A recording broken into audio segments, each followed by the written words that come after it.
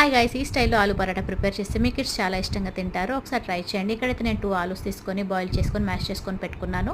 మళ్ళీ ఇందులో కావాల్సినంత మిర్చి, కరివేపాకు వేసుకొని బాగా దంచుకొని పేస్ట్లా ఫామ్ చేసుకున్నాను. మళ్ళీ ఒక బౌల్ తీసుకొని కొంచెం ఆయిల్, జీలకర్ర, అల్లం వెల్లిపాయ పేస్ట్, మిర్చి పేస్ట్, కొంచెం పసుపు, చిన్న లెమన్ స్లైస్, తగినంత సాల్ట్ వేసుకొని బాగా కుక్ చేసుకోవాలి.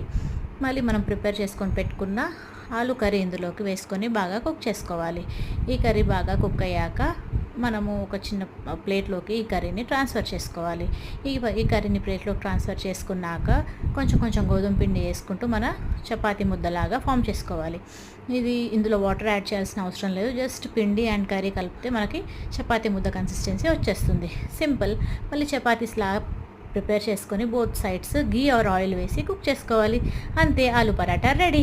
మీకు నా వీడియో నచ్చితే like and subscribe. Thank you.